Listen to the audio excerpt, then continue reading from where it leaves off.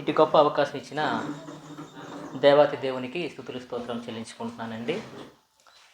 అదే యేసుక్రీస్తు పరిశుద్ధ నామమున కూడి వచ్చిన మీ అందరికి కూడా నా యొక్క ప్రత్యేక వందనాలు. నా తరపున, మా కుటుంబం తరపున, ఈ యొక్క కూడిక తరపున, ముఖ్యంగా ఈ యొక్క ప్రోగ్రామ్ని ఏర్పాటు చేసిన సహోదరులు రామన్నపేట స్థానిక సంఘ సువార్థకులు చరణ గారికి, అలాగే వారి కుటుంబానికి నిన్న వందనాలు తెలియజేస్తున్నాను. దేవుడు మనకి ఇచ్చిన గొప్ప అవకాశం, చాలామందికి లేనిది మనకు దేవుడు దయచేశాడు. ఈ యొక్క దినాన, ఈ సమయమందు, ఈ రోజున అనేక మంది అనేక విధాలుగా వారి వారి యొక్క జీవన విధాన శైలికి తగ్గట్టుగా బయట ప్రాంతంలో దేవునికి దూరంగా అనేక మంది వారి జీవనాన్ని గడుపుతున్నారు. కానీ దేవుడు మనకి దేవుని స్తుతించుటకు, ఆయన మహింపరచుటకు, ఆయన నామాన్ని మనం గణపరచుటకు, ఆయన చెప్పింది మనం మరొకసారి నెమరవేసుటకు, నేర్చుకున్నట్టుకు ఇటు అవకాశం ఇచ్చిన దాన్ని బట్టి దేవునికి మనం ఎల్లప్పుడూ కూడా కృతజ్ఞతలు చెల్లిస్తూ ఉండాలి. ఎందుకంటే నిన్న ఉన్నవారు ఈరోజు మనకి చాలామంది కూడా ఈ యొక్క భూమిని విడిచిపెట్టి వెళ్ళిపోయి ఉన్నారు. మనం చాలా పేపర్లో చూడడం కానీ, టీవీలో చూడడం కానీ, మన వీధిలో, ఊరిలో, మన ఇంట్లో కూడా చాలామంది కోల్పోయిన స్థితిలో ఉన్నారు. కానీ గొప్ప ఆయుష్ని ఇచ్చాడు. ఎందుకంటే దేవుని యొక్క మాటలు మనము వినడానికి. కాబట్టి ఈ యొక్క మధ్యకాల సమయంలో గొప్ప ఇబ్బందికరమైన విషయమే. ఎందుకంటే భోజనం అయిన తర్వాత మనకి నిద్ర అనేది కొంచెం మనకి వస్తూ ఉంటుంది. కానీ దాన్ని కొంచెం ఆపుకొని దేవుని మాటలు మనం ధ్యానిద్దాం వాక్యానుసారంగా. ఈ యొక్క కార్యక్రమం ఉద్దేశము అందరికీ తెలిసిన విషయమే. ఈ యొక్క రామన్నపేట క్రీస్తు సంఘం ద్వారా మూలవాక్యమైన 1 తిమోతి 4వ అధ్యాయం, 1 తిమోతి రాసిన పత్రిక, అపోస్తలుడైన పౌలు తిమోతి గారికి రాసిన మొదటి పత్రిక 4వ అధ్యాయం 12వ వచనం. మనము ఎప్పుడు కూడా దాన్ని ఉదయకాల సమయం నుండి అది మూలవచనంగా తీసుకున్నాం. ఒక్క నిమిషం నేను చదువుకుంటాను, మీరు ఎవరు కూడా ఇబ్బంది పడకండి. అయితే ఈ యొక్క రామన్న క్రీస్తు సంఘం ద్వారా యూత్ మీటింగ్ అన్నది ఏర్పాటు చేయడం జరిగింది. దానికి మనము సహోదరులు చరణ గారు ఈ యొక్క మూల వచనం తీసుకొని దీని ద్వారా ఒక 3 ప్రసంగాలను ఏర్పాటు చేసి ఉన్నారు. అందులోని ఈ యొక్క 3 ప్రసంగాలు కూడా ఆ వచనంలోనే మనకి కనపరుస్తుంటుంది అన్నమాట. చదువుతాను చూడండి. నీ యవ్వనమును బట్టి ఎవడను నిన్ను తృణీకరింపనీయకము కానీ మాటలోను, మన ఉదయకాల సమయంలో సహోదరు ఎలిఫేజ్ గారు చెప్పారు, మాటలో యవ్వనస్తుల యొక్క మాటలో ఎలా ఉండాలి, మొదటి ప్రసంగం. అలాగే ప్రవర్తనలోను రెండవ ప్రసంగం మన ఆస్టిన్ కన్నబాబు గారు చేశారు. బాగువలస క్రీస్తు సంఘ సువార్థికులు 2 ప్రసంగం. అలాగే మనం చూసుకుంటే ప్రేమలోను విశ్వాసములోను, ఈ యొక్క 3వ ప్రసంగం నాకు ఇచ్చిన అంశము విశ్వాసములోనే యొక్క అంశాన్ని, ఈ యొక్క పదాన్ని మనము ఈ యొక్క మధ్యకాల సమయంలో మనము కొన్ని విషయాల ద్వారా ధ్యానిద్దాం. అయితే క్రైస్తవ యువత ఆలోచిస్తావా అనే అంశాన్ని ఎందుకు పెట్టి ఉన్నారంటే, చాలామంది ఆలోచన లేని విధానంలో వెళ్ళిపోతూ ఉన్నారు. కేవలము వినేవారిగానే ఉంటున్నారు కొంతమంది చదివేవారిగానే ఉంటున్నారు, కొంతమంది కేవలము ప్రార్థనలో పాల్గొనేవారుగానే ఉంటున్నారు, కానీ ఆలోచించే విధానానికి వెళ్ళలేకపోతున్నారు. అందుకే దీన్ని ఆలోచిస్తున్నావా అనే అంశాన్ని మేము సహోదరులు ఏర్పాటు చేస్తున్నారన్నమాట. ఈ మధ్యకాల సమయంలో మనం ఆలోచిద్దాం.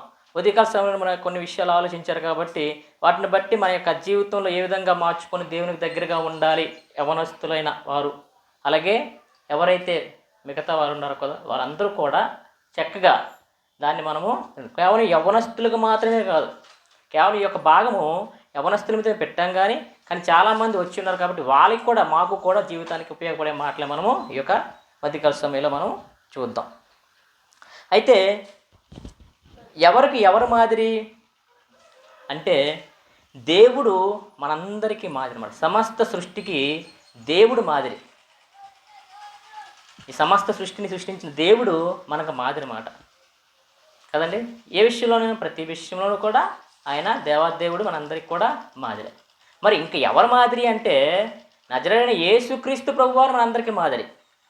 ఎందుకంటే వారి యొక్క ప్రణాళిక ప్రకారముగా ఆ ప్రణాళికబద్ధంగా భూమి మీదకి ఆయన వచ్చి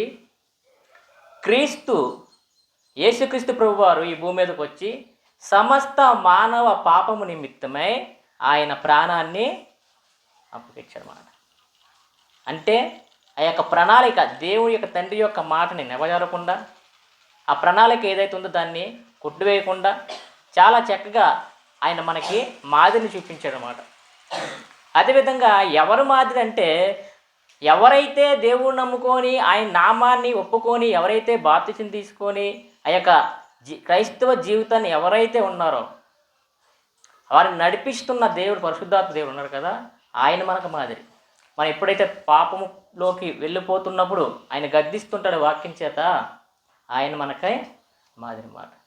మరి ఇంక ఎవరు మాదిరి అంటే మనందరికంటే ముందు ఈ యొక్క పరిశుద్ధ గ్రంథంలో లిఖింపబడిన ప్రతి భక్తుడు కూడా మనందరికీ మాదిరి. మరి ఇంక ఎవరు మాదిరి అంటే ఎవరైతే మనకు భూమి మీద నివసిస్తూ ఎవరైతే ఒక మంచి పనిలో దేవుని చెప్పిన పనిలో దేవుని చిత్తానుసారంగా ఎవరైతే నడుస్తున్నారో వాళ్ళు మనకి మాదిరి. మరి ఎవరి మాదిరి అంటే ఈ యొక్క కార్యక్రమాన్ని ఏర్పాటు చేసుకునే సంఘము, ఈ సంఘం మనకు మాదిరి. మరి ఎవరి మాదిరి అంటే ఈ యొక్క ఆలోచనను దయచేసిన సహోదరుడికి దేవుడు దయచేసిన ఆలోచన ఇలా మీటింగ్ పెట్టి యవనస్తులు చేశాను కదా సహోదరు సువార్థికులు చరణ్ గారు మాదిరి. ఇంకెవరు మాదిరి అంటే ఆయన తండ్రి మాకు పరిచయలు భూషణ్ గారు, టైటస్ గారిని పిలుచుకుంటాం. ఇది చక్కగా ఈ గ్రామంలో ఇలా చర్చి బిల్డింగ్ని ఏర్పాటు చేసి తన కుమారుని దేవుని సేవలో, తన కుటుంబాన్ని దేవుని సేవలో, తన గ్రామాన్ని దేవుని సేవలో ఉపయోగించాలని అనుకోని ఆలోచనతో చేశారు. ఇదంతానా టైటస్ గారు మనకు మాదిరి. మరి ఎవరు మాదిరి అంటే ఈ యొక్క కార్యక్రమానికి ఉదయకాల సమయం నుండి మనకి టీ, మధ్యాహ్నం భోజనం, మళ్ళీ సాయంత్రం టీ ఏర్పాటు చేస్తున్నారే తల్లిగారు, చరణ్ గారు తల్లిగారు, వాళ్ళ అమ్మమ్మ గారు, వాళ్ళు మనకు మాదిరి. మరి ఎవరు మాదిరి అంటే ఇక్కడ ఎవరైతే పరిచయం చేశారో వాళ్ళందరూ మనకు మాదిరి. మరి ఎవరి మాదిరి అంటే ఇంత ఓపికతో ఉదయకాల సమయం నుండి మీరు అందరూ కూర్చున్నారే చాలా చాలా దూరం వచ్చి మీరందరూ కూడా మాకు మాదిరే, ఒకరికొకరు మాదిరే. దేనిలో? దేవుని విషయంలో, మంచి విషయంలో, మంచి మాట విషయంలో, మంచి ప్రవర్తన విషయంలో, విశ్వాస విషయంలో ఒకరికొకరు అందరము కూడా మాదిరి మాట. కాబట్టి మరి యవ్వనస్తులకే ఎందుకు మాదిరిగా తీసుకున్నామంటే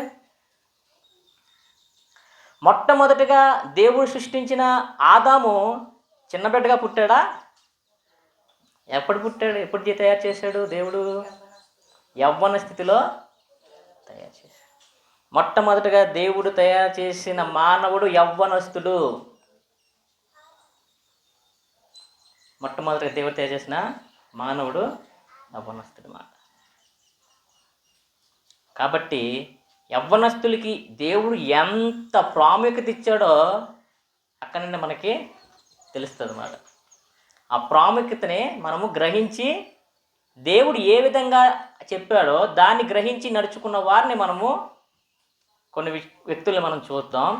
గ్రహించలేకపోతే ఏమైందన్నది మనం చూద్దాం ఒకసారి. అంటే విశ్వాసం అంటే ఏమిటి? విశ్వాసం అంటే నమ్మకం. ముఖ్యంగా ప్రశ్న వేయలేనిది. దేవుడు చెప్పిన దానికి ప్రశ్న వేయలేనిది విశ్వాసం. అంతేనా? ఇప్పుడు అబ్రహాం గారు ఉన్నారు,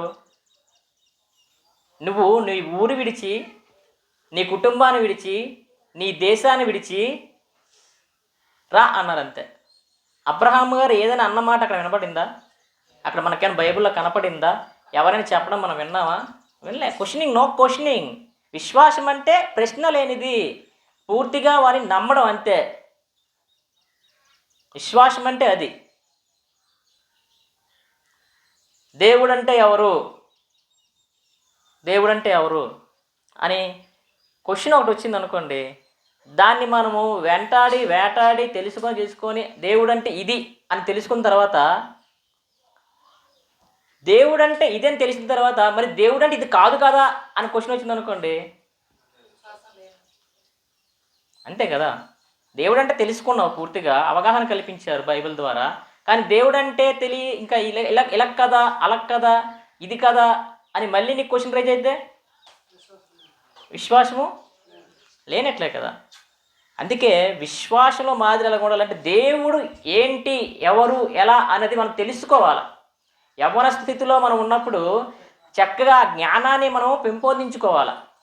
ఆ పెంపొందించుకుంటే అది విశ్వాసానికి మనకి మాదిరిగా మనము ఉంటాం అన్నమాట దేవుని విషయంలో. కాబట్టి ఇక్కడ మనం చదువుకున్నాం తిమోతి పత్రికలో, విశ్వాసంలో పవిత్రతలోను విశ్వాసులకు మాదిరిగా ఉండుము. దేవుడు అంటే ఎవరని తెలుసుకొని గట్టిగా నిలబడ్డావంటే, ఎవరైతే అవిశ్వాసులు ఉన్నారో వాళ్ళకి మీరు మాదిరిగా ఉంటారు యవనస్తులు. అంతేనా? స్థిరంగా ఉన్నారనుకోండి, అదొక మాదిరి. దేవుడు అంటే చెప్పగలుగుతున్నాడు గట్టిగా అనేసి వాళ్ళకి మాదిరి కనిపిస్తుంది అన్నమాట. చక్కని ప్రవర్తన, చక్కని మాట తీరు, ఈ విశ్వాసంలో గట్టిగా నిలబడ్డాడు, స్థిరంగా నిలబడ్డాడు అనేసి మనకి మాదిరి అన్నమాట. వాక్యం ఏం చెప్తుంది? కుడికి కానీ ఎడమకు కానీ ఉండకూడదు. ఎలా ఉండాలట? స్థిరంగా ఉండాలి. ఆ జ్ఞానాన్ని పెంపొందించుకునే స్థాయిలో యవ్వనస్తులు ఉండాలి. అప్పుడు విశ్వాసంలో మనము ఎదగాలి. దేవుడికి చెప్పిన జ్ఞానాన్ని మనము పెంపొందించుకొని స్థిరంగా విశ్వాసంలో మనకి మాదిరిగా ఉండే విధంగా మనం ఉండాలన్నమాట. కాబట్టి దేవుడు మనకు మాదిరి కాబట్టి విశ్వాస విషయంలో మనము మాదిరిగా ఉండాల్సి వస్తుంది అన్నమాట. కాబట్టి అదేవిధంగా మనం చెప్పుకున్నాం కొంతమంది వ్యక్తుల విషయంలో మనం ఏ విధంగా వాక్యం మనకి చెప్తుందని. ఆది కాండంలో ఉన్న విధంగా ఆదాము గారు దేవుడు తయారు చేసిన తర్వాత ఆయన చాలా చక్కగా ఆ సృష్టిని సృష్టించి ఏదైనా తోటలో పెట్టి చక్కగా నీకు పరిపాలన ఏది, ఆ నదుల పార్కుల్లోనూ ఆ వృక్షాలు తినట్లోనూ నీకు ఏది కావాలో అది చక్కగా ఉందని చక్కగా ముదిలితే ఆదాము గారు చక్కగా మాట విని దేవుని చెప్పిన ప్రకారం ప్రవర్తించారు. విశ్వాసంలో ప్రవర్తించిన వరకు ఆదాము జీవితం ఎలాగుంది అంటే, దేవుని మాట చెవజారకుండా ఆదాము జీవితం ఎలాగుంది, దేవుని మాట చెవజారిన తర్వాత ఆదాము జీవితం కూడా ఎలాగుందన్నది మన అందరికీ తెలుసు. ఎలాగుంది ఆదాము జీవితం? నిండుగా చక్కగా సుఖ సంతోషాలతో యొక్క తోటలో చక్కగా ఉన్నాడు. తన కోసం తన తోడిని అవ్వను తయారు చేశాడు దేవుడు, అవని సహకారంగా ఇచ్చాడు. ఇచ్చిన తర్వాత చక్కగా వారు కొంతకాలం జీవించారు. తర్వాత ఎవరో ఒక సర్పము వచ్చి ఇది నిజమా అనగానే ఇక్కడ ఏమైంది? విశ్వాసం అన్నది స్టార్ట్ అయింది. విశ్వాసం అన్నది స్టార్ట్, క్వశ్చనింగ్, ప్రశ్న వచ్చింది అక్కడ. మీకు రాకుండా ఉండాల్సింది ఏంటి? దేవుడు అంటే ఇది అని తెలిసిన తర్వాత ఆయన మొత్తం నీకు నడిచాడు, మాట్లాడాడు, ఇంత శక్తి సృష్టించినప్పుడు కూడా విశ్వాసం అంటే అక్కడ క్వశ్చన్ మార్క్ అక్కడ పడిపోయింది. విశ్వాసంలో ఉన్న జీవితం చక్కగా ఉండేది. విశ్వాసం తర్వాత జీవితం అక్కడ దేవుడి నుండి మాట తప్పిన తర్వాత అక్కడ బయటికి పంపిస్తున్న జీవితాన్ని ఆశ్చర్యం. తర్వాత కుమారులు హేబెలు కయ్యను తీసుకుందాం. అర్పణ విషయంలో హేబెలు గారు విశ్వాసంతో అర్పణ అనేది ఇచ్చారు. అక్కడ విశ్వాసంలో తప్పిన కుమారుడు ఎవరు? కయ్యను గారు. కయ్యను ఏం చేశారు? దేవునికి నచ్చనిది, దేవుని తీసుకోలేనిది ఆయన చేశాడు. విశ్వాసంతో హేబెలు యొక్క అర్పణని ఇష్టపడ్డాడు. చక్కగా ఏదైతే ఏంటి, దేవుడు ఏదైనా తీసుకుంటాడు, నేనేదో చేస్తున్నాను కదా అనుకుంటే కయ్యను వలె శపింపబడి పోతామన్నమాట. వాక్యం ఏం చెప్తుంది? ఈ బైబిల్లో ఉన్న వాక్యం ఏం చెప్తుంది? మనుషులు చెప్పింది కాదు, బైబిల్లో ఉన్న వాక్యం ఏం చెప్తుంది? దాన్ని గ్రహించే విధంగా ఉండాలి. మనుషులు ఎన్నైనా చెప్తారు, నరలేని నాలుక అటు ఇటు తిరిగిపోతుంటుంది. కానీ వాక్యం ఉంటుంది కదా, చక్కగా రాసి ఇచ్చారు కదా, చదువుకుంటున్నారు యవనస్తులు, గ్రహించలేరా? అందుకే అంటారు కదా, ఎవరికి నపుంసకుడు చదువుకుంటూ వెళ్ళిపోతుంటే ఫిలిప్ గారు వచ్చి, నువ్వు చదువుతున్నావా? నువ్వు చదువుతుంది నీకు అర్థమవుతుందా? అది నువ్వు గ్రహిస్తున్నావా? నువ్వు ప్రవర్తిస్తున్నావా అలాగా అనేసి క్వశ్చన్ మార్క్ వేస్తున్నారు కదా. అంటే చదువు మార్గే చదువుతున్నాం కానీ దేవుడు అంటే ఇది, దేవుడు చెప్పింది ఇది అనేసి ఏం జరుగుతుంది అక్కడ గ్రహించలేకపోయాడు నపుంసకుడు. అపొస్తలుల కార్యాలు 8వ అధ్యాయంలో ఉంటుంది.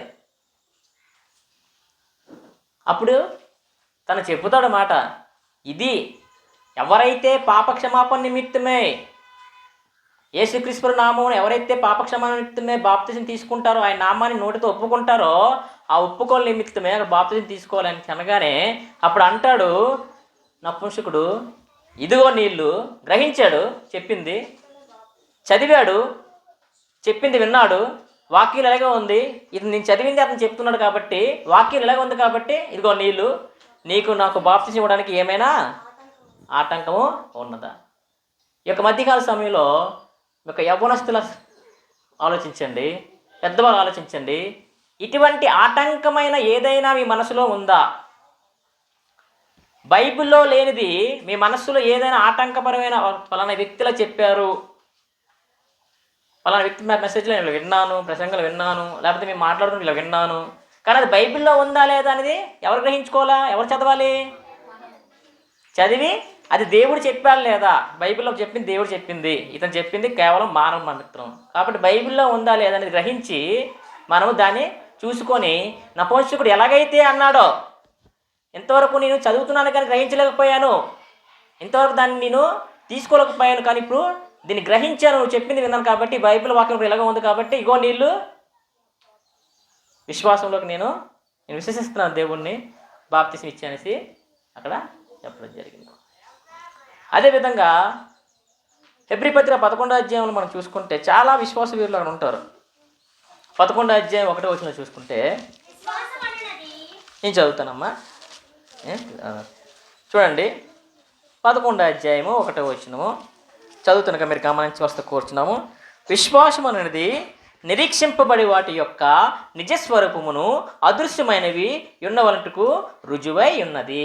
ఇదట అదృశ్యమైన, మనకు తెలియదు, మనం చూడలేదు, కానీ దేవుడు మన కోసం ఏర్పాటు చేసిన ఆ యొక్క నిత్య సంకల్పాన్ని మనం ఏం చేయాలట? అవి గ్రహించాలి, దాన్ని విశ్వసించాలి. చెప్పారు కదా, విశ్వాసం అంటే ఏంటి? విధేయత చూపించాలి. ఆ యొక్క దేవుని యొక్క మాటకి విధేయత అన్నది చూపించగలగాలన్నమాట. ఎందుకంటే ఎదురు ప్రశ్న లేనిది విశ్వాసం కాబట్టి, దేవుడు ఏదైతే చెప్పాడో అదే సత్యం కాబట్టి ఆ విశ్వాసంలో మనము కొనసాగడానికి మనము ప్రవర్తించాలన్నమాట. మనం చూసుకున్నాం, తిమోతి గారికి, యవ్వనస్తుడైన తిమోతికి పౌలు గారు చెప్తున్నారు, 1 తిమోతి మనం చదువుకున్న విషయం 4వ అధ్యాయం 12వ వచనంలో, నీ మాటలోను ప్రవర్తనలోను విశ్వాసంలోను కూడా ఏం చేయాలట? మాదిరిగా ఉండాలి. మాటలో మాదిరి ఉంది, చక్కగా పలకరిస్తున్నాం, అందాలు చెప్తున్నాం, అందరితో చక్కగా మాట్లాడుతున్నాం, ప్రవర్తనలో చక్కగా ఉంది, చక్కగా ప్రవర్తిస్తున్నాం, కానీ నీ విశ్వాసంలో ఏమైనా దేవుని చెప్పినట్టు ఉందా లేదా? వాక్యంలో ఉన్నది నేను చేస్తున్నాను లేదా? ఆ విశ్వాసంలో ఉన్నాను లేదా అని గ్రహించేకునే స్థితి మనకి ఉండాలన్నమాట. ఎందుకు యవ్వనస్తులు ఎందుకు ఉండాలంటే, యవ్వనస్తులు ఎలాగట? బలవంతుల చేతిలో బాణం వంటి వారు అన్నమాట. వాళ్ళు ఒకటి ఫిక్స్ అయ్యారు అనుకోండి, టార్గెట్స్ దూసుకెళ్ళిపోతుంది. బాణం ఎలా దూసుకెళ్తుంది? కరెక్ట్ గురిపెట్టి కొడితే ఏదైతే గురిపెడుతున్నారో ఏ వడ్డు వచ్చినా చక్క కలుపుకుంటూ వెళ్ళిపోద్ది అన్నమాట. యవ్వనస్తులకు అంత బలం కలిగేవారు, అంత బలం కలిగేవారిని అపవాదిలో భారంలో పడిపోకుండా వాక్యంలో ఏముందో అది గ్రహించి చక్కగా నడవడికని, ప్రవర్తనని, మాటలతో మనం అందరం కూడా విశ్వాసాన్ని మనము పట్టుకొని ఉండాలన్నమాట. కాబట్టి మరి ఎందుకు విశ్వాసం అనేది ఎందుకు అంత పట్టుకొని ఉండాలి అంటే, ఎఫెసీ పత్రిక 4వ అధ్యాయం 4వ చదివాం కదా. ఎఫెసీ పత్రిక ఎడట శరీరము ఎవరికైనా ఇక్కడ 2 శరీరాలు ఉన్నాయా? ఎవరికి లేదు. మీరు ఎవరైనా చూశారు 2 శరీరాలు ఉన్నట్లు ఎవరైనా? ఒకటే. ఇంకా ఆత్మ ఒకటే. ఏమైనా 2 ఆత్మలు ఉన్నాయమ్మా? ఒకటి వచ్చి ఏమని బయటకు వచ్చి నువ్వు లోపలికి వచ్చి 2 ఆత్మే ఉన్నాయా? ఎవరైనా చూశారు అలాగా? ఆత్మ కూడా. ఇంకా ఎడట ఒకటే నిరీక్షణ, ఒక్కటే నిరీక్షణ. ఇంకా ప్రభువు అంటే ఎవరు? దేవుడు ఒక్కడే, ప్రభువు ఒక్కడే, విశ్వాసము ఏంటమ్మా? విశ్వాసం ఏంటమ్మా? మరి మాదిరి మరి విశ్వాసులకు మాదిరి ఒకటే అన్నప్పుడు మనం ఏ విశ్వాసంలో ఉన్నాం అనేది కూడా మనం గమనించుకోవాలి. ఎవరు ఆలోచనలో వారు చూసుకొని, నేను ఈ విశ్వాసంలో ఉన్నానా లేదా, వాక్యం చెప్తుంది, దేవుడు చెప్తున్న విశ్వాసంలో నేను ఉన్నానా లేదా అన్నది ఒకరికి 2 సార్లు మనము ఆలోచించుకోవాలన్నమాట. కాబట్టి ఎఫెసీ పత్రికలో చెప్తున్నప్పుడు ఒకటే ఒకటే ఒకటే అనేసి మనకి చెప్తుందంటే ఖచ్చితంగా మనము ఒకే దాంట్లో ఉండాలి. అది మనం ఆలోచించుకోవాలి. ఒకే దాంట్లో ఉన్నామా లేదా, ఒకే కుటుంబంలో ఉన్నామా లేదా మనము ఆలోచించుకునే స్థితికి మనము ఈ యొక్క మధ్యాహ్న సమయంలో మీ యొక్క హృదయాల్లో మీకే వదులుతున్నాం అన్నమాట. మీరు చదవండి, ఈ వచనాలు చదవండి, ఒకసారి అధ్యయనం చేయండి. ఒకవేళ మీకు ఏమైనా డౌట్స్ ఉన్నాయనుకోండి, చక్కగా సహోదరులు ఉన్నారు, చరణ గారు, ఆయన చాలా బాగా చెప్తారు. కాబట్టి ఆయనకు ఒకసారి మీరు కలిసి ఏంటి అనేది ఏంటి అసలు ఇది ఏది అయినా మీ దాంట్లో క్వశ్చన్స్ ఏమైనా రైజ్ అయితే కంపల్సరీగా మీరు అతన్ని అనుకుని అడగచ్చు. కాబట్టి విశ్వాసం ఒకటైనప్పుడు విశ్వాసం అన్నది ఒకే విధంగా మనకి ఉందా లేదా అన్నది మనము గమనించడానికి చూస్తున్నాం అన్నమాట. కాబట్టి మనం ఈ యొక్క అనేక విషయాలను మనము ఈ యొక్క సమయంలో మనము చూస్తాం. చూడండి,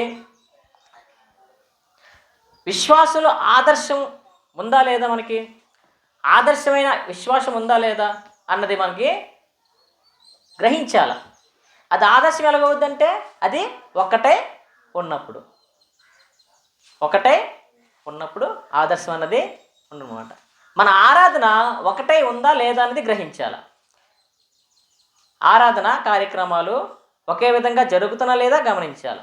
ఆరాధన అనేది దేవుని యొక్క ప్రాముఖ్యమైన అంశం. ఆరాధన అనేది మనకి ఇలా అందరూ అడుగుతుంటారు, వైకులుగా మీకు పండగలు ఉండవా, ఇది ఉండవా? మనకి పండగ ఉండదా? ఇప్పుడు ఆదివారం పండగ ఉంటుంది. మరి అలాంటి పండగ రోజు మనం చక్కగా అన్నీ చేసుకుంటున్నాము లేదా కూడా గమనించాలి. పండగప్పుడు ఏం చేద్దాం, కొత్త బట్టలు చక్కగా అన్నీ కూడా సిద్ధపడి చక్కగా అందంగా తయారై మనం ఎలాగైతే బయట విషయాలు చూస్తుంటామో మనము కూడా ఆరాధనకి చక్కగా ఉండి, ఆరాధనలో ఏ కార్యక్రమాలు జరుగుతున్నాయో కూడా మనం గమనించే విషయంలో మనము చక్కగా అన్నది చూసుకుంటూ ఉండాలన్నమాట. ఆదర్శమైన ఉందా లేదా విశ్వాసం అనేది, విశ్వాసం ఒకటైనప్పుడు మనకి ఆరాధన కూడా ఒకటే ఉంటుంది. విశ్వాసంతో పాటు మనము ఉదయం చెప్పుకున్నట్లు పవిత్రతతో కూడిన ఇతరులకు మాదిరిగా ఉండడానికి మనము ప్రవర్తించాలన్నమాట. మనకి మాటలో కానీ ప్రవర్తనలో కానీ ఇవి విశ్వాసంతో ముడిపెట్టి ఉంటుంది. విశ్వాసమే కానీ సరైన మాట తిరగలేకపోతే దానికి అర్థం లేదు. విశ్వాసమే సరైన ప్రవర్తన లేకపోతే దానికి విలువ లేదు. కాబట్టి ఈ మూడికి కలయిక అన్నది ఒక క్రైస్తవ యొక్క జీవన విధానంలో ప్రాముఖ్యమైనదని మనము గమనించాలన్నమాట. అంటే బైబిల్ నుండి మరి స్ఫూర్తిదాయకమైన విషయాలు ఉన్నాయా లేవా, చెప్పారా లేదా అనేది మనం గమనిద్దాం. ఎవరున్నారు దాంట్లోనే? మనం మోషే గారిని తీసుకున్నాం అనుకోండి. మోషే గారు చరిత్ర అన్నది అందరికి తెలిసిన విషయమే. ఆయన అలా తల్లి గారు జన్మించినప్పుడు ఆ సమయం అందు యొక్క రాజు అందరినీ కూడా చంపబడినప్పుడు అతన్ని ఆ తల్లి రక్షించి వేరే దాంతో రక్షించి అక్కడ నీటిలో వదిలినప్పుడు అక్కడ పొర యొక్క వాళ్ళకి దొరికి వారు చక్కగా పెంచుతారు. కానీ అక్కడ జరిగిన దేవుని యొక్క కార్యం మళ్ళీ కూడా ఎవరిని పిలుచుకొని వచ్చారు? తల్లిగారిని మళ్ళా అక్కడికి పిలుచుకొని వచ్చి వారి అండర్లో తల్లి యొక్క విశ్వాసం ఏంటి? దేవుడు ఉన్నాడు, ఒకే విశ్వాసం. దేవుడు యొక్క జనాంగాన్ని రక్షిస్తాడు, ఒకే విశ్వాసం. అది ఎవరికి నూరు పోసింది? మోషేకి నూరు పోసింది చిన్నప్పుడు. మరి తన యవ్వన స్థితిలోకి వచ్చినప్పుడు తను బయట తిరగడానికి అలా వెళ్ళినప్పుడు ఒక ఇశ్రాయేలీయుడును ఒక ఐగుప్తుడును కొట్టుకున్నప్పుడు ఆయన ఏం చేశాడు? ఐగుప్తుని ఎందుకని? తన జనాంగం, తన తల్లి చెప్పిన జనాంగం, దేవుడు రక్షిస్తాడన్న జనాంగం వైపు ఎవరైనా చెయ్యి వేస్తే నా జనాంగాన్ని, నా విశ్వాసాన్ని దేవుడు కాపాడుతున్నాడు కాబట్టి తను అక్కడ రక్షించుకోగలిగాడు అన్నమాట. తర్వాత ఏమైంది? తన రాజభోగాలను వదిలేసి, తన రాజరికాన్ని వదిలేసి, ఆ బంగ్లాను వదిలేసి యవ్వనస్తుడైన మోసే దేవుని నిమిత్తమే అన్నీ విడిచిపెట్టి ఈ యొక్క ఏదైతే దేవుడి యొక్క ప్రణాళిక ఉందో ఆ ప్రణాళికలో ఆయన తీర్చబడి మొత్తం ఇశ్రాయేలు ప్రజల్ని నడిపించే స్థాయికి వెళ్ళాడన్నమాట. యవ్వనంలో కానీ తన ఆస్తికి కానీ తన రాజరికానికి కానీ తన అంతస్తులకు కానీ ఉండిపోతే, ఎందుకంటే యవ్వనంలో వాక్యం తను పట్టుకున్నమాట. అందుకే ఇప్పటికి కూడా మోషే గురించి మనం మాట్లాడుతున్నాం. మోషే గారు మనకి మాదిరిగా ఉన్నారన్నమాట. ఈ రోజుల్లో కూడా యవ్వనస్తులు ధనానికి అలాగే అధికారానికి లొంగిపోయే స్థితిలో చాలామంది ఉన్నారు. అలాంటి ఉచ్చుల్లో మనం పడకూడదు. కేవలము దేవుని యొక్క పని ఏమిటి, దేవుని యొక్క చెప్పిన యొక్క స్థితి ఏంటి అన్నది మనం గమనించి మన యవ్వనాన్ని మనము దేవునికి అర్పించే విధంగా మనకి ఉండాలన్నమాట. అలాగే యోసేపు వారి జీవితాన్ని మనం చూసుకుంటే, యోసేపు గారు తన తల్లిదండ్రులు చెప్పిన విధానాన్ని నమ్మి నిజదేవుణ్ణి తెలుసుకొని ఆ యొక్క అంశంలో ఉంటూ చంపేదాకా తీసుకెళ్ళిన సహోదరుల్ని తిరిగి వచ్చినప్పుడు క్షమించాడు. అలాగే తన అధికారాన్ని రాజరికాన్ని తన యొక్క చేతిలో ఉన్నా సరే ఫరో యొక్క రాజు యొక్క భార్యని ఆయన దేవునికి ఏం చెప్తాడు అక్కడ, దేవునికి విరోధముగా ఈ కార్యము నేను దుష్కార్యము నేను చేయను. అంటే యవ్వనస్తుడు ఇలాంటి దుష్కార్యాలకి దూరంగా ఉండాలి. అవకాశాలు వస్తాయి కానీ దేవుని విషయంలో ఆ గద్దింపు విషయంలో లోబడి తన యవ్వనాన్ని కాపాడుకొని యోసేపు వలె మాదిరిగా మనము విశ్వాసంలో ఉండాలన్నమాట. దేవునికి వ్యతిరేకమైన పనులు ఈ యవ్వనంలో నేను చేయకూడదు. నా శరీరాన్ని కాపాడుకోవాలి, ఎందుకంటే నా దేహమే దేవుని ఆలయము. దేవుడు మన హృదయాల్లో నివసిస్తాడు. ఈ యవ్వన స్థితిలో అనేకమైన అనిశ్చిత కార్యక్రమాలు కానీ కలాపాలు కానీ మన కంటికి కనిపిస్తూనే ఉంటాయి. ఇప్పుడు చేతిలోకే మనకి పాపం అన్నది వచ్చింది. ఇలాగంటే మనకి మొబైల్ ఫోన్లో అనేక విధాలుగా అనేక అంశాలు మనకు కనిపిస్తూ ఉంటాయి. కానీ వాటిని అన్నిటి నుండి మనం ఏం చేసుకోవాలా, దూరంగా అన్నది మనము ఉంచుకోవాలన్నమాట. అదేవిధంగా మనం చూసుకుంటే దేవుని చిత్తం ఏంటన్నది మనము కంపల్సరీగా అన్నది గమనిస్తుంటాం అనమాట. ప్రపంచ సుఖాలు కాకుండా దేవుని చిత్తాన్ని నెరవేర్చుటకే మనము ఈ దృష్టి పెట్టాలా. ఎందుకంటే యవ్వనస్తులు చేసేంత పని ఇంకా వయసు అయిపోయిన వాళ్ళని చేయగలరా? చేయలేరు. చిన్న బిడ్డలు చేయగలరా? చేయలేరు. యవ్వనస్తులు మాత్రమే చేయగలరు.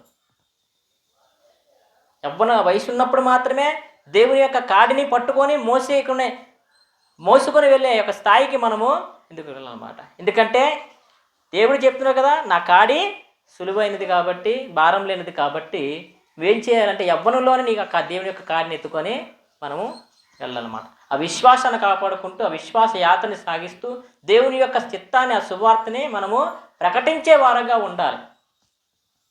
అలాగా మనము ఒక మాదిరిగా ఉండాలన్నమాట.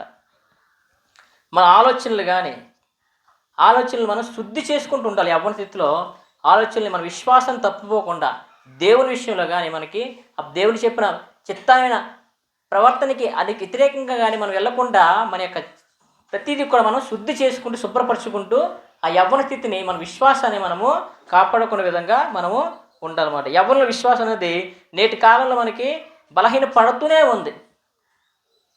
ఎందుకంటే ఇప్పుడు గమనిస్తున్నాం, ఇది కిందటి నెలల నుండి చాలా ప్రచురించేస్తూ వస్తున్నాం, చాలామంది చెప్పుకుంటూ వస్తున్నాం, వాట్సాప్లో చేస్తున్నాం, ఫేస్బుక్లో పోస్ట్ చేస్తున్నాం. కానీ వచ్చిన యవ్వనస్తులు చాలా కొంతమంది మాత్రమే. మీరందరూ కూడా విశ్వాసంలో వాళ్ళకి మాదిరిగానే ఉన్నారన్నమాట. కాబట్టి మనకు ప్రార్థన అనగానే దేవుని యొక్క పని అనగానే యవ్వనస్తులు చురుగ్గా మనం పరిగెట్టుకుంటూ రావాలి.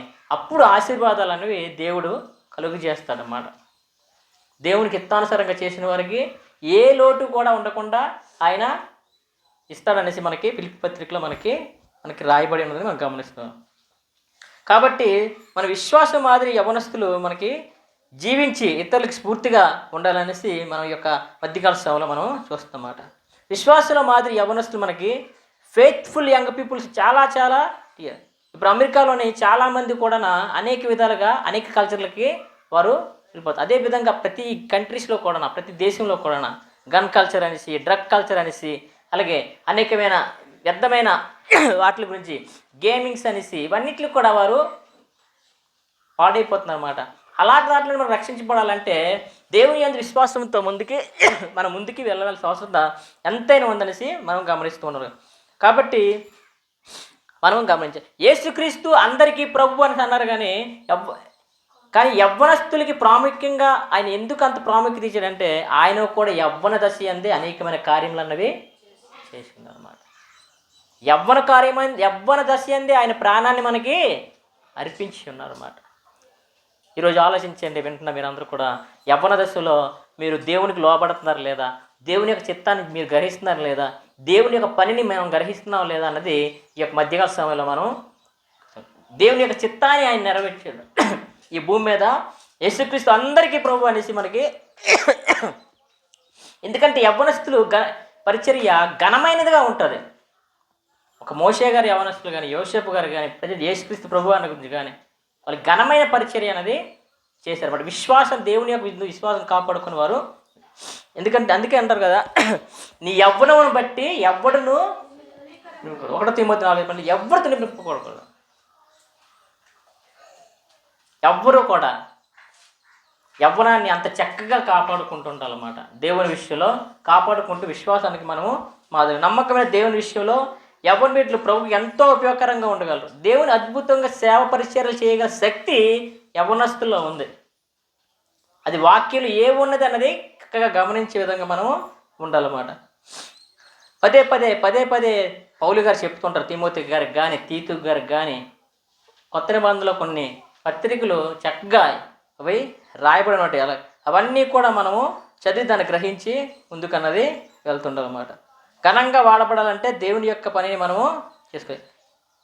యోసేపు గారి గురించి తెలుసుకున్నాం. అదేవిధంగా దావీదు గారి గురించి ఉదయకాల సమయం నుండి ఇద్దరు సహోదరులు కూడా, దావీదు గారు ప్రతి విషయమందు దేవునికి మొరపెడుతూనే ఉన్నారు. ప్రతి విషయమందు దేవునికి మొరపెట్టి ఆయన యొక్క ప్రణాళిక ఏంటి, ఆయన అసలు మనకి ఏం చెప్పాడు, నేను ఏం చేయాలనేసి ప్రతిదీ కూడా దావీదు గారు ఆయన ప్రతిదీ విషయంలో కూడా ఆయన యవ్వన స్థితిలో దేవునికి లోబడుతూనే ఉన్నాడు అన్నమాట. ఆ లోబడే విధంగా అనేక విజయాలు ఇచ్చి ఎక్కడో ఉన్న గొర్రెల కాపరిని రాజసింహాసనానికి ఏర్పాటు చేశారు అన్నమాట. ఇశ్రాయేలు ఒక రాజుని చేశారు. యవ్వనస్తులారా ఆలోచించండి, మీకు ఎన్నో ఆలోచనలు ఉండొచ్చు, మీ భవిష్యత్తులో ఎన్నో ఆలోచనలు ఉండొచ్చు, కానీ దేవునికి ఎప్పుడైతే లోబడతారో అప్పుడు కంపల్సరీగా మీ యొక్క జీవితాల్లో మీరు అనుకున్న అద్భుత కార్యాలు జరుగుతూనే ఉంటాయి. దావీదు లోబడ్డారు, యోసేపు గారు లోబడ్డారు, మోషే గారు లోబడ్డారు.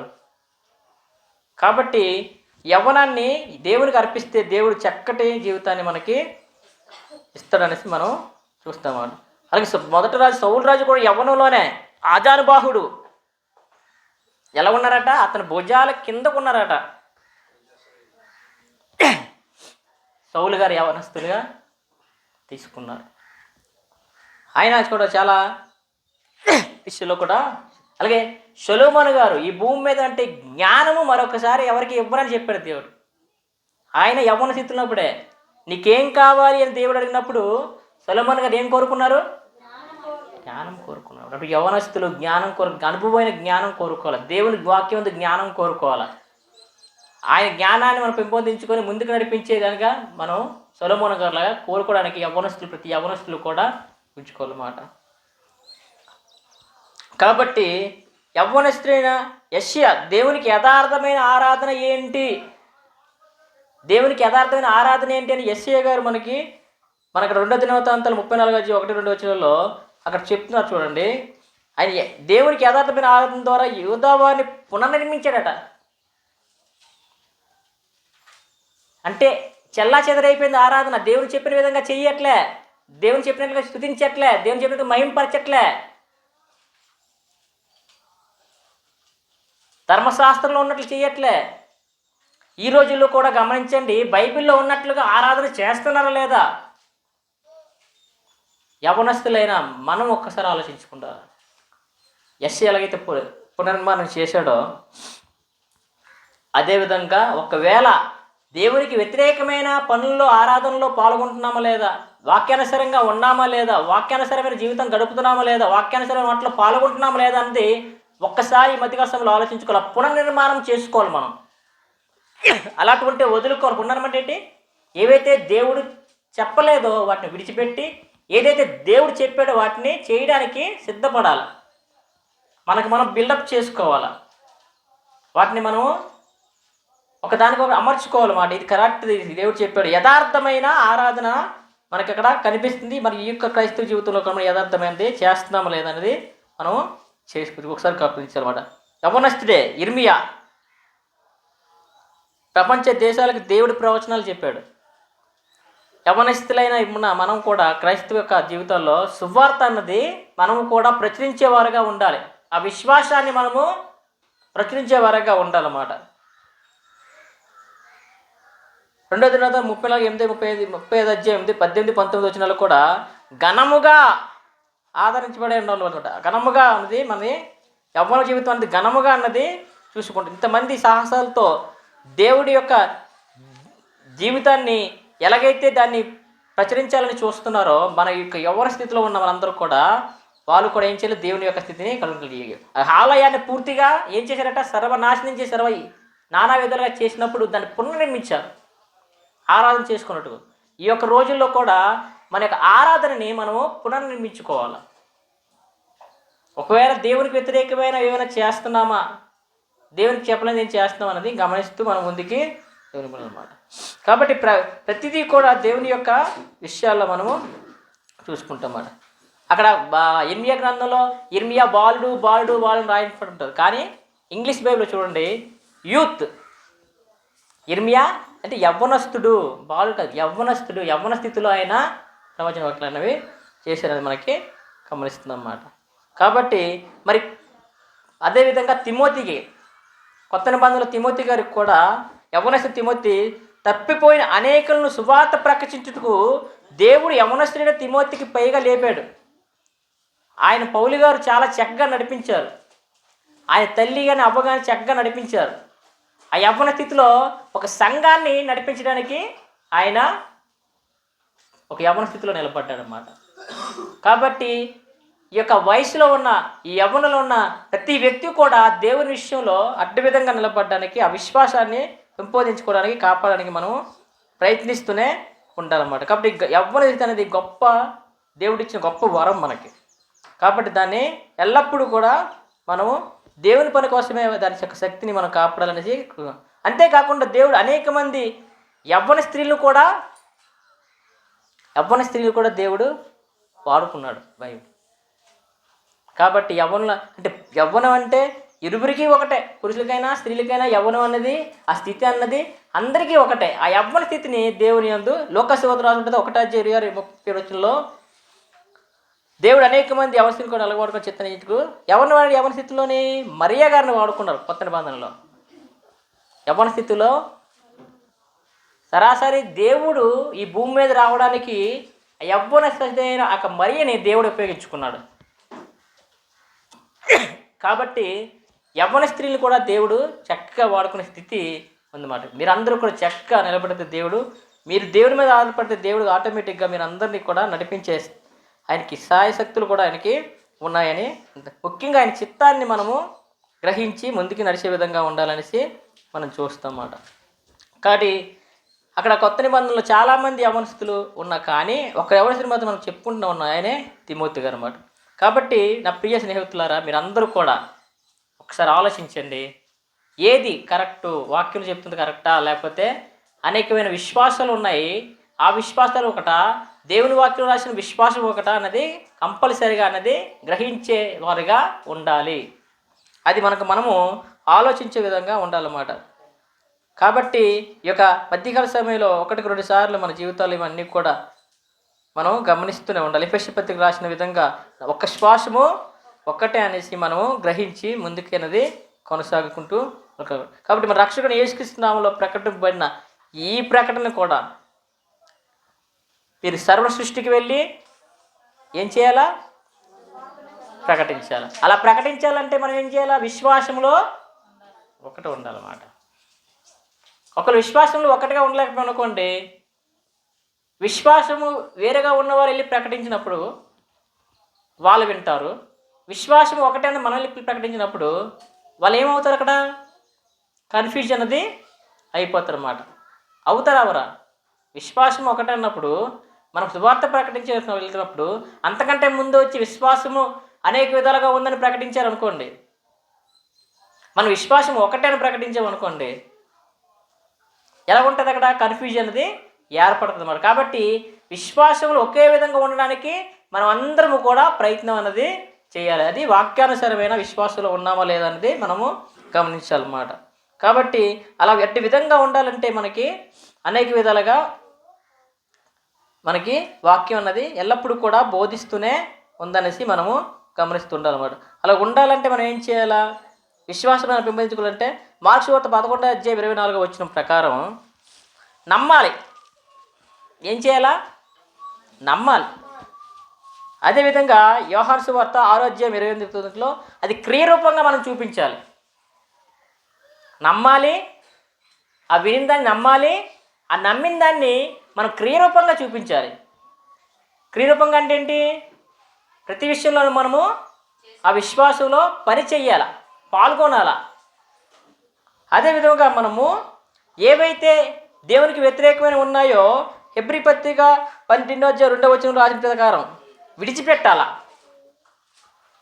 విశ్వాసానికి వ్యతిరేకమైన వాటిని మనం విడిచిపెట్టాలన్నమాట. నమ్మాలి, క్రియరూపంగా చూపించాలి.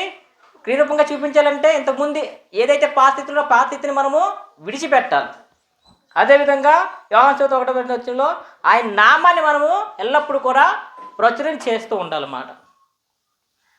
యేసుక్రీస్తు ప్రభువు వారు నిజమైన దేవుడు, ఆయన నామాన్ని మనము ప్రచురణ చేస్తూనే ఉండాలి. ఈ సత్యాన్ని మనము ప్రచురణ చేస్తుండాలి. ఎందుకంటే మనం నమ్మాం, అది క్రియరూపంగా మనము చూపించాలి. ఏవైతే వ్యతిరేకమైన ఆలోచనలు కానీ చేస్తామో వాటిని విడిచిపెట్టాలి. విడిచిపెట్టి ఆయన నామం కోసం మాత్రమే మన యొక్క యవ్వన స్థితిని మనం దానికి దారిపడాలి. అలాగే యాకోబు పత్రిక 1:5 సందేహించకూడదు. ఇంకా సందేహించకూడదు. సందేహం వచ్చిందా అది విశ్వాసము లేనట్లే. యేసుక్రీస్తు వారే నిజమైన దేవుడు అనేది ఒకటే నిజం, సత్యం. ఒకవేళ యేసుక్రీస్తు వారు నిజమైన దేవుడు కాదు, ఆరాధనకు పాత్రుడు కాదు అనేసి ఎవరైనా చెప్పారంటే దాన్ని ఏం చేయాలా? విడిచిపెట్టాలి మనం. ఎందుకు? మనం నమ్మింది ఏంటి? వాక్యం చెప్తుంది ఏంటి? యేసుక్రీస్తు ప్రభు వారే నిజమైన దేవుడు కాబట్టి ఆయన ఆరాధనకు పాత్రుడు. దాన్ని గ్రహించాలి, అది క్రియరూపంగా చూపించాలి, అని ఆయన నామాన్ని ప్రచురించాలి. కాబట్టి అది మనం ఏం చేయాలి? ఎల్లప్పుడూ కూడా ఈ విషయాన్ని మనకి జ్ఞానాన్ని ఇచ్చిన దేవుణ్ణి ఎల్లప్పుడూ కృతజ్ఞతాస్తుతులు చెల్లించాలి. ఎలాగా? 1 దశలోనిక 1:2-3 ఉన్నట్టుగా కృతజ్ఞత అనేది ఎప్పుడూ చూపిస్తుండాలట. అప్పుడు హెబ్రీ పత్రికలో 11:6 విశ్వాసానికి తగ్గ ఫలితం మనము కలుగుతుంది. ఏదైతే ఆ యొక్క నిత్య సంకల్పం ఉందో ఆ యొక్క నోట్. కాబట్టి క్రీస్తు స్వరక్తమిచ్చి సంపాదించిన దేవుడు కాబట్టి ఆయన ఏదైతే మనకి ఆ సత్యాన్ని చూపించాడో, ఆ మార్గాన్ని తెలియజేశాడో దాన్ని మనము కంపల్సరీగా దానిలో మనము నడిచే విధంగా ఉండాలి. ఎందుకంటే ఆయనే సత్యం కాబట్టి ఆ విశ్వాసాన్ని మనము బతికున్నంతకాలము కాపాడుకోవాలి. అప్పుడు ఆ ఫలితం అనేది మనకి ఆ యొక్క ఏదైతే నిత్యం మనం దేవునితో ఉంటామో ఆ ఫలితం అనేది, ఆ ఫలం అనేది దేవుడు మనకి ఇస్తాడన్నమాట. కాబట్టి విశ్వాసాన్ని మనము కాపాడుకుంటూనే ఉండాలన్నమాట. అలాగే మనకి దేవుని కృప ఎల్లప్పుడూ ఎఫెసీ పత్రిక రాసినట్లు 2:8 ఆ విశ్వాసంలో ఉంటే దేవుని యొక్క కృప మనల్ని ఎల్లప్పుడూ కూడా నడిపిస్తూనే ఉంటుంది. ఒకవేళ విశ్వాసంలో మనం తప్పిపోయామా ఆ కృప అనేది కూడా మనకి తప్పిపోద్ది. ఆ నిత్య సంకల్పం అన్నది మనకి తప్పిపోద్ది. కాబట్టి విశ్వాసాన్ని మనము కాపాడుకుంటూనే ఉండాలన్నమాట.